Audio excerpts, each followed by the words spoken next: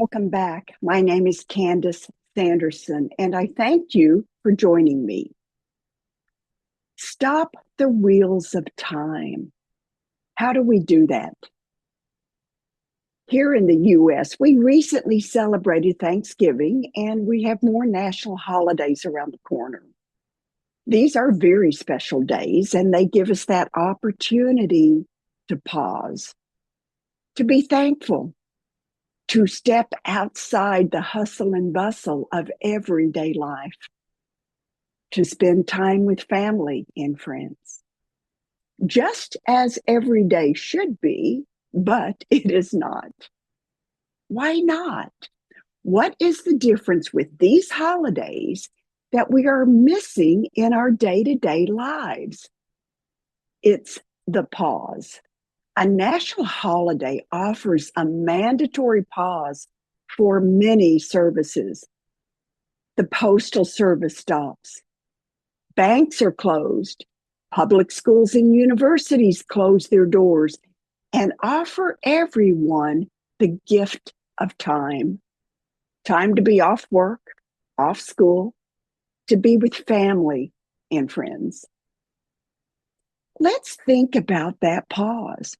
It stops many actions, causing us to adjust to new circumstances. We no longer automatically head to our favorite store. We check first to make sure it's open because the rules have changed. Will this store be open? How about that one? We pause. We look at travel much differently. Thanksgiving, for example, is the busiest travel time of the year. We check incoming and outgoing flights, especially if there's a chance for a weather delay. If we travel by car, we plan to leave a little earlier to accommodate that busy holiday traffic. Yes, many things change because of this pause. We are no longer on automatic pilot. We must stop and think. It takes planning to do what is usually automatic. If we would just embrace that pause each day, we can, of course, but the question is, will we? When I was a child, I used to have hamsters. Oh, wow, they love to get on that wheel inside the cage and run and run and run, never going anywhere. But wasn't it fun? It was fun to watch. I'm sure it was fun for them. But when the hamster would stop, that wheel would slow. And before coming to a full stop, it would rock back and forth like a pendulum on a grandfather's clock. And each swing of that wheel or that pendulum of time slowed until it eventually stopped. And only then would my hamster either start running again or exit this wheel of time. Those furry little pets never jumped off while in full swing. They waited for the pause before their next move.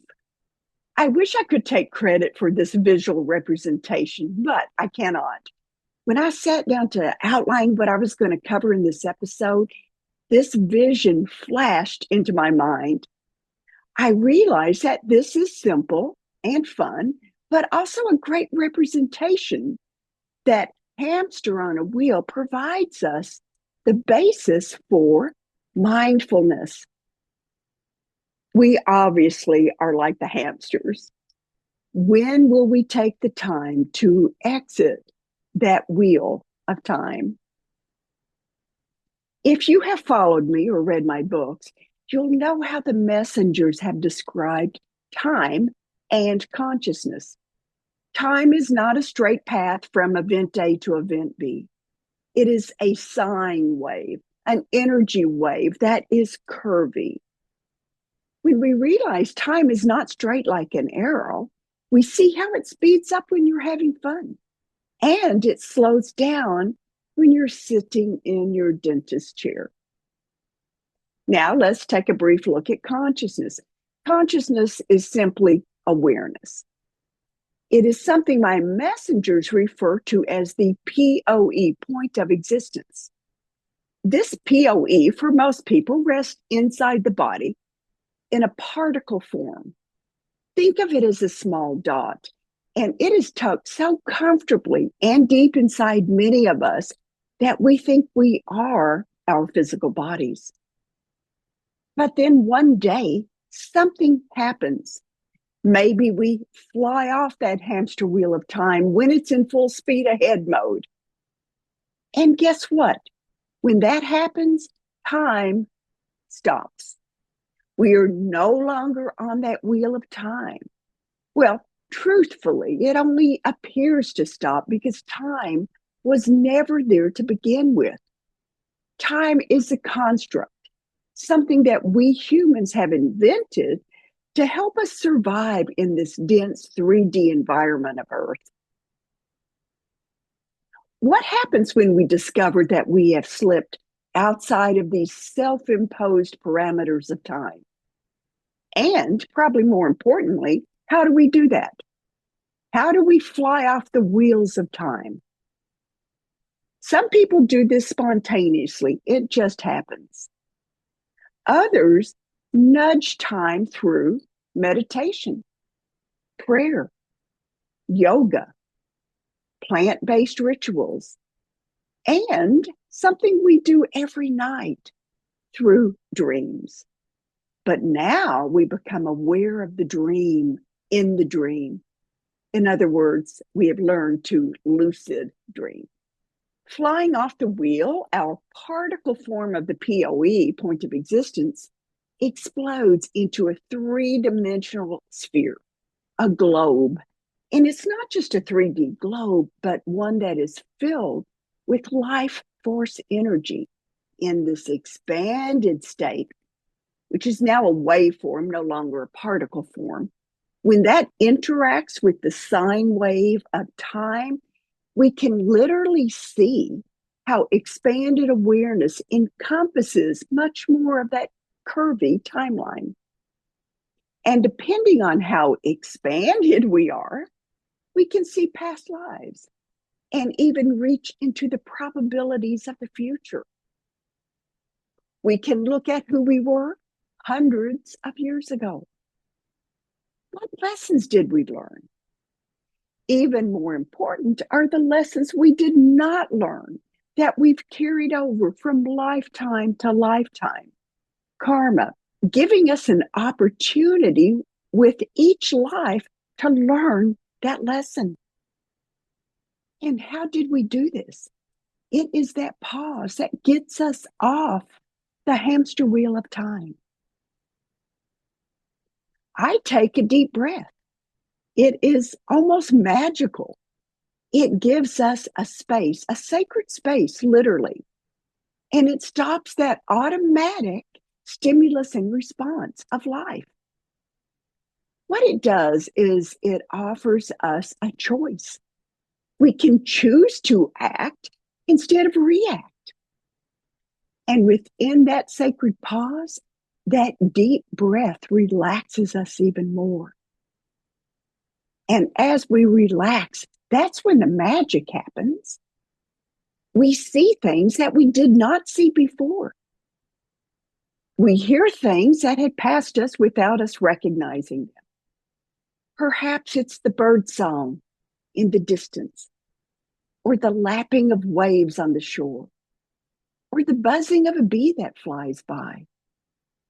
Suddenly, life surrounds us in ways that we had not noticed before. Our breath refreshes us.